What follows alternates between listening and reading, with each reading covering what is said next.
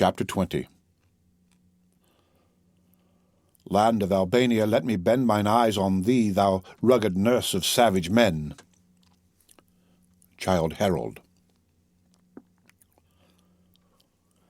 The heavens were still studded with stars when Hawkeye came to arouse the sleepers. Casting aside their cloaks, Munro and Heywood were on their feet while the woodsman was still making his low calls at the entrance of the rude shelter where they had passed the night. When they issued from beneath its concealment, they found the scout awaiting their appearance nigh by, and the only salutation between them was the significant gesture for silence made by their sagacious leader. "Think over your prayers," he whispered as they approached him, "for he to whom you make them knows all tongues, that of the heart as well as those of the mouth. But speak not a syllable. It is rare for a white voice to pitch itself properly in the woods, as we have seen by the example of that miserable devil, the singer. Come," he continued, turning toward a curtain of the works, "let us get into the ditch on this side, and be regardful to step on the stones and fragments of wood as you go." His companions complied, though, to two of them, the reasons of this extraordinary precaution were yet a mystery. While they were in the low cavity that surrounded the earthen fort on three sides, they found that passage nearly choked by the ruins. With care and patience, however, they succeeded in clambering after the scout until they reached the sandy shore of the Hurricane. "That's a trail that nothing but a nose can follow," said the satisfied scout, looking back along their difficult way.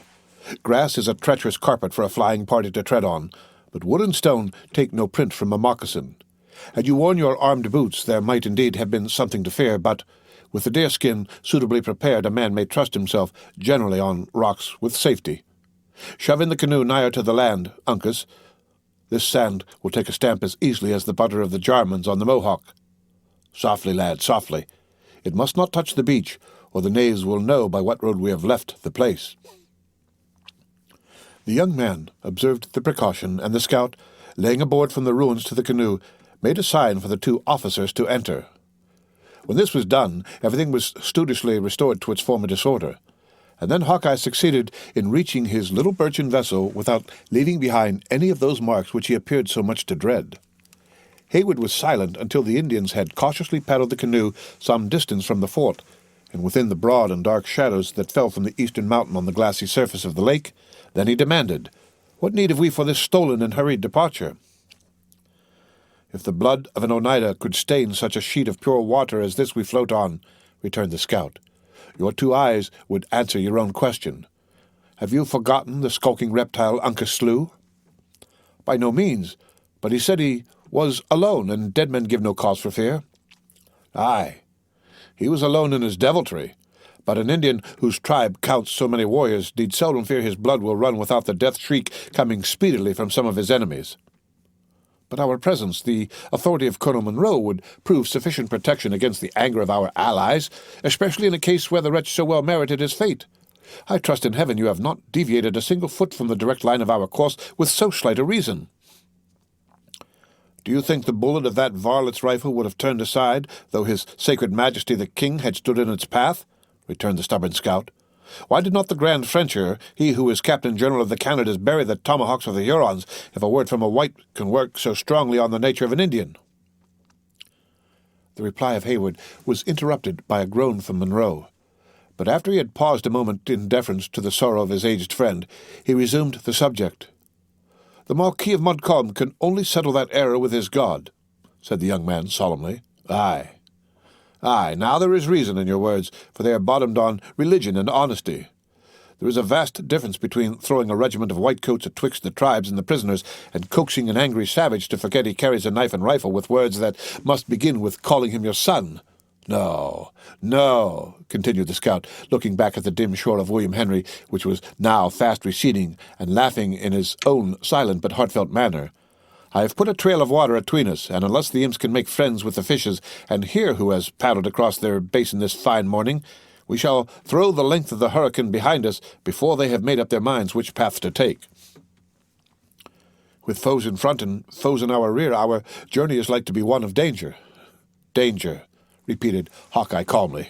"No, not absolutely of danger, for with vigilant ears and quick eyes we can manage to keep a few hours ahead of the knaves. Or, if we must try the rifle, there are three of us who understand its gifts as well as any you can name on the borders. No, not of danger, but that we shall have what you may call a brisk push of it. It is probable, and it may happen, a brush, a scrimmage, or some such diversion, but always where covers are good and ammunition abundant." It is possible that Hayward's estimate of danger differed in some degree from that of the scout, for instead of replying, he now sat in silence while the canoe glided over several miles of water. Just as the day dawned, they entered the narrows of the lake. See accompanying note. And stole swiftly and cautiously among their numberless little islands. It was by this road that Montcalm had retired with his army, and the adventurers knew not but he had left some of his Indians in ambush to protect the rear of his forces and collect the stragglers. They therefore approached the passage with the customary silence of their guarded habits. Note. The beauties of Lake George are well known to every American tourist. In the height of the mountains which surround it and in artificial accessories, it is inferior to the finest of the Swiss and Italian lakes, while in outline and purity of water it is fully their equal, and in the number and disposition of its isles and islets, much superior to them altogether. There are said to be some hundreds of islands in a sheet of water less than 30 miles long. The narrows which connect what may be called in truth two lakes are crowded with islands to such a degree as to leave passages between them frequently of only a few feet in width. The lake itself varies in breadth from 1 to 3 miles. Chingachgook laid aside his paddle while Uncas and the scout urged the light vessel through crooked and intricate channels where every foot that they advanced exposed them to the danger of some sudden rising on their progress. The eyes of the Sagamore moved warily from islet to islet and copse to copse as the canoe proceeded, and when a clear sheet of water permitted, his keen vision was bent along the bald rocks and impending forests that frowned upon the narrow strait. Hayward, who was a doubly interested spectator as well from the beauties of the place as from the apprehension natural to his situation, was just believing that he had permitted the latter to be excited without sufficient reason, when the paddle ceased moving in obedience to a signal from Chingachgook. "Huh!" exclaimed Uncas, nearly at the moment that the light tap his father had made on the side of the canoe notified them of the vicinity of danger. "What now?" asked the scout. "The lake is as smooth as if the winds had never blown, and I can see along its sheet for miles there's not so much as the black head of a loon dotting the water." The Indian gravely raised his paddle and pointed in the direction in which his own steady look was riveted. Duncan's eyes followed the motion. A few rods in their front lay another of the wooded islets, but it appeared as calm and peaceful as if its solitude had never been disturbed by the foot of man. "I see nothing," he said, "but land and water, and a lovely scene it is." "Hist!" interrupted the scout. "Aye, Sagamore, there is always a reason for what you do. 'Tis but a shade, and yet it is not natural. You see the mist, Major, that is rising above the island? You can't call it a fog, for it is more like a streak of thin cloud. It is vapor from the water. That a child could tell. But what is the edging of blacker smoke that hangs along its lower side, and which you may trace down into the thicket of hazel? 'Tis from a fire, but one that, in my judgment, has been suffered to burn low." "Let us then push for the place and relieve our doubts," said the impatient Duncan. "The party must be small that can lie on such a bit of island." "If you judge of Indian cunning by the rules you find in books, or by white sagacity, they will lead you astray, if not to your death," returned Hawkeye, examining the signs of the place with that acuteness which distinguished him. "If I may be permitted to speak in this matter, it will be to say that we have but two things to choose between. The one is to return and give up all thoughts of following the Hurons." "Never!" exclaimed Hayward in a voice far too loud for their circumstances. "Well, well," continued Hawkeye, making a hasty sign to repress his impatience, "I am much of your mind myself, though I thought it becoming my experience to tell the whole.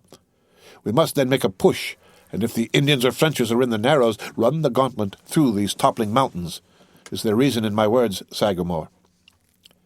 The Indian made no other answer than by dropping his paddle into the water and urging forward the canoe. As he held the office of directing its course, his resolution was sufficiently indicated by the movement. The whole party now plied their paddles vigorously, and in a very few moments they had reached a point whence they might command an entire view of the northern shore of the island, the side that had hitherto been concealed. "There they are, by all the truths of signs," whispered the scout. "Two canoes and a smoke. The knaves haven't yet got their eyes out of the mist, or we should hear the accursed whoop. Together, friends, we are leaving them, and are already nearly out of whistle of a bullet." The well-known crack of a rifle whose ball came skipping along the placid surface of the strait, and a shrill yell from the island interrupted his speech and announced that their passage was discovered. In another instant, several savages were seen rushing into canoes, which were soon dancing over the water in pursuit. These fearful precursors of a coming struggle produced no change in the countenances and movements of his three guides, so far as Duncan could discover, except that the strokes of their paddles were longer and more in unison, and caused the little bark to spring forward like a creature possessing life and volition. "Hold them there, Sagamore," said Hawkeye, looking coolly backward over the left shoulder, while he still plied his paddle. "Keep them just there. The Hurons have never a piece in their nation that will execute at this distance, but Killdeer has a barrel on which a man may calculate." The scout, having ascertained that the Mohicans were sufficient of themselves to maintain the requisite distance, deliberately laid aside his paddle and raised the fatal rifle. Several times, he brought the piece to his shoulder, and when his companions were expecting its report, he as often lowered it to request the Indians would permit their enemies to approach a little nigher. At length his accurate and fastidious eye seemed satisfied, and throwing out his left arm on the barrel, he was slowly elevating the muzzle when an exclamation from Uncas, who sat in the bow, once more caused him to suspend the shot. "What now, lad?" demanded Hawkeye. "You save a Huron from the death streak by that word. Have you reason for what you do?" Uncas pointed toward a rocky shore a little in their front, whence another war canoe was darting directly across their course. It was too obvious now that their situation was imminently perilous to need the aid of language to confirm it. The scout laid aside his rifle and resumed the paddle, while Chingachgook inclined the bows of the canoe a little toward the western shore, in order to increase the distance between them and this new enemy. In the meantime they were reminded of the presence of those who pressed upon their rear by wild and exulting shouts. The stirring scene awakened even Munro from his apathy. "Let us make for the rocks on the main," he said, with the mien of a tired soldier, "and give battle to the savages. God forbid that I, or those attached to me and mine, should ever trust again to the faith of any servant of the Louise." "He who wishes to prosper in Indian warfare," returned the scout, "must not be too proud to learn from the wit of a native. Lay her more along the land, Sagamore. We are doubling on the varlets, and perhaps they may try to strike our trail on the long calculation." Hawkeye was not mistaken, for when the Hurons found their course was likely to throw them behind their chase, they rendered it less direct, until by gradually bearing more and more obliquely, the two canoes were, ere long, gliding on parallel lines within 200 yards of each other. It now became entirely a trial of speed. So rapid was the progress of the light vessels that the lake curled in their front in miniature waves, and their motion became undulating by its own velocity. It was perhaps owing to this circumstance, in addition to the necessity of keeping every hand employed at the paddles, that the Hurons had not immediate recourse to their firearms. The exertions of the fugitives were too severe to continue long, and the pursuers had the advantage of numbers. Duncan observed with uneasiness that the scout began to look anxiously about him, as if searching for some other means of assisting their flight. "Edge her a little more from the sun, Sagamore," said the stubborn woodsman. "I see the knaves are sparing a man to the rifle. A single broken bone might lose us our scalps. Edge more from the sun, and we will put the island between us." The expedient was not without its use. A long, low island lay at a little distance before them, and as they closed with it, the chasing canoe was compelled to take a side opposite to that on which the pursued passed. The scout and his companions did not neglect this advantage, but the instant they were hid from observation by the bushes, they redoubled efforts that before had seemed prodigious. The two canoes came round the last low point like two coursers at the top of their speed, the fugitives taking the lead. This change had brought them nigher to each other, however, while it altered their relative positions. "You showed knowledge in the shaping of a birchen bark, Uncas, when you chose this from among the Huron canoes," said the scout, smiling, apparently more in satisfaction at their superiority in the race than from that prospect of final escape which now began to open a little upon them. "The imps have put all their strength again at the paddles, and we are to struggle for our scalps with bits of flattened wood instead of clouded barrels and true eyes. A long stroke and together, friends." "They are preparing for a shot," said Hayward, "and we are in a line with them. It can scarcely fail." "Get you then into the bottom of the canoe," returned the scout, "you and the colonel. It will be so much taken from the size of the mark." Hayward smiled as he answered, "It would be but an ill example for the highest in rank to dodge while the warriors were under fire." "Lord, Lord, that is now a white man's courage," exclaimed the scout, "and like to many of his notions not to be maintained by reason. Do you think the Sagamore, or Uncas, or even I, who am a man without a cross, would deliberate about finding a cover in the scrimmage when an open body would do no good? For what have the Frenchers reared up their Quebec, if fighting is always to be done in the clearings?" "All that you say is very true, my friend," replied Hayward. "Still, our customs must prevent us from doing as you wish." A volley from the Hurons interrupted this course. As the bullets whistled about them, Duncan saw the head of Uncas, turned, looking back at himself and Munro. Notwithstanding the nearness of the enemy and his own great personal danger, the countenance of the young warrior expressed no other emotion, as the former was compelled to think, than amazement at finding men willing to encounter so useless an exposure. Chingachgook was probably better acquainted with the notions of white men, for he did not even cast a glance aside from the riveted look his eye maintained on the object by which he governed their course. A ball soon struck the light and polished paddle from the hands of the chief, and drove it through the air far in the advance. A shout arose from the Hurons, who seized the opportunity to fire another volley. Uncas described an arc in the water with his own blade, and as the canoe passed swiftly on, Chingachgook recovered his paddle, and flourishing it on high, he gave the war-whoop of the Mohicans, and then lent his strength and skill again to the important task. The clamorous sounds of "Le gros sampin," "La longue carbine," "Le surf agile" burst at once from the canoes behind, and seemed to give new zeal to the pursuers. The scout seized Killdeer in his left hand, and elevating it above his head, he shook it in triumph at his enemies. The savages answered the insult with a yell, and immediately another volley succeeded.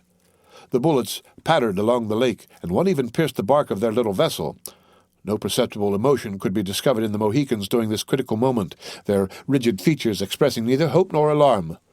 But the scout again turned his head, and laughing in his own silent manner, he said to Hayward, "The knaves love to hear the sounds of their pieces, but the eye is not to be found among the Mingoes that can calculate a true range in a dancing canoe.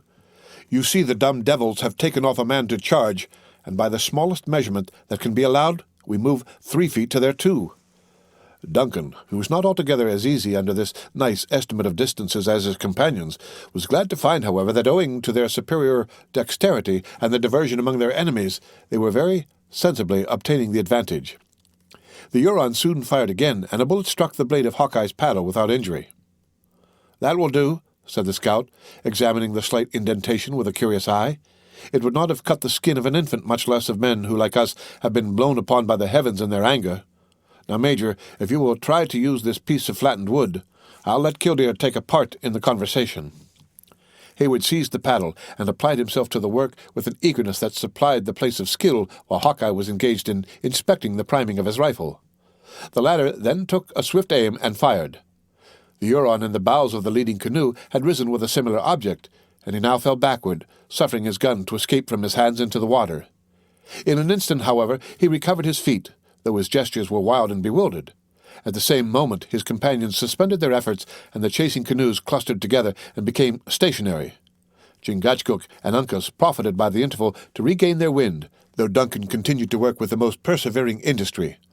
The father and son now cast calm but inquiring glances at each other to learn if either had sustained any injury by the fire, for both well knew that no cry or exclamation would, in such a moment of necessity, have been permitted to betray the accident.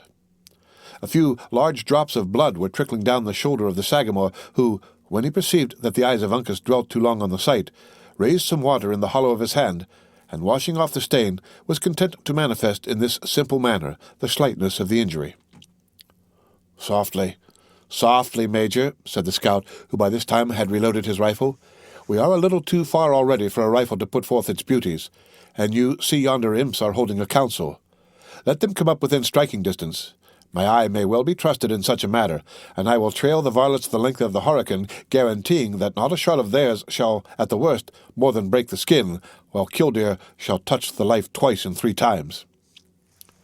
"We forget our errand," returned the diligent Duncan. "For God's sake, let us profit by this advantage and increase our distance from the enemy." "Give me my children," said Munro, hoarsely. "Trifle no longer with a father's agony, but restore me my babes." Long and habitual deference to the mandates of his superiors had taught the scout the virtue of obedience. Throwing a last and lingering glance at the distant canoes, he laid aside his rifle and, relieving the wearied Duncan, resumed the paddle, which he wielded with sinews that never tired. His efforts were seconded by those of the Mohicans, and a very few minutes served to place such a sheet of water between them and their enemies that Hayward once more breathed freely. The lake now began to expand, and the route lay along a wide reach that was lined, as before, by high and ragged mountains. But the islands were few and easily avoided. The strokes of the paddles grew more measured and regular, while they who plied them continued their labor after the close and deadly chase from which they had just relieved themselves with as much coolness as though their speed had been tried in sport, rather than under such pressing, nay, almost desperate circumstances. Instead of following the western shore whither their errand led them, the wary Mohican inclined his course more toward those hills behind which Montcalm was known to have led his army into the formidable fortress of Ticonderoga. As the Hurons to every appearance had abandoned the pursuit, there was no apparent reason for this excess of caution. It was, however, maintained for hours until they reached a bay nigh the northern termination of the lake. Here the canoe was driven upon the beach, and the whole party landed. Hawkeye and Hayward ascended an adjacent bluff, where the former, after considering the expanse of water beneath him, pointed out to the latter a small black object hovering under a headland at the distance of several miles. "Do you see it?" demanded the scout. "Now, what would you account that spot? Were you left alone to white experience to find your way through this wilderness?" "But for its distance and its magnitude, I should suppose it a bird. Can it be a living object?" "'Tis a canoe of good birchen bark, and paddled by fierce and crafty Mingoes, though Providence has lent to those who inhabit the woods eyes that would be needless to men in the settlements, where there are inventions to assist the sight, yet no human organs can see all the dangers which at this moment circumvent us. These varlets pretend to be bent chiefly on their sundown meal, but the moment it is dark they will be on our trail, as true as hounds on the scent. We must throw them off, for our pursuit of Le Renard Subtil may be given up. These lakes are useful at times, especially when the game take the water," continued the scout, gazing about him with a countenance of concern, "but they give no cover, except it be to the fishes. God knows what the country would be if the settlements should ever spread far from the two rivers. Both hunting and war would lose their beauty." "Let us not delay a moment, without some good and obvious cause." "I little like that smoke which you may see worming up along the rock above the canoe," interrupted the abstracted scout. "My life on it, other eyes than ours see it, and know its meaning. Well, words will not mend the matter, and it is time that we were doing." Hawkeye moved away from the lookout and descended, musing profoundly, to the shore. He communicated the result of his observations to his companions in Delaware, and a short and earnest consultation succeeded. When it terminated, the three instantly set about executing their new resolutions. The canoe was lifted from the water and borne on the shoulders of the party. They proceeded into the wood, making as broad and obvious a trail as possible. They soon reached the watercourse, which they crossed, and continuing onward until they came to an extensive and naked rock. At this point, where the footsteps might expected to be no longer visible, they retraced their route to the brook, walking backward with the utmost care. They now followed the bed of the little stream to the lake, into which they immediately launched their canoe again. A low point concealed them from the headland, and the margin of the lake was fringed for some distance with dense and overhanging bushes. Under the cover of these natural advantages, they toiled their way with patient industry until the scout pronounced that he believed it would be safe once more to land. The halt continued until evening rendered objects indistinct and uncertain to the eye. Then they resumed their route, and, favored by the darkness, pushed silently and vigorously toward the western shore. Although the rugged outline of mountain to which they were steering presented no distinctive marks to the eyes of Duncan, the Mohican entered the little haven he had selected with the confidence and accuracy of an experienced pilot. The boat was again lifted and borne into the woods, where it was carefully concealed under a pile of brush. The adventurers assumed their arms and packs, and the scout announced to Monroe and Hayward that he and the Indians were at last in readiness to proceed. The end of Chapter 20 of The Last of the Mohicans.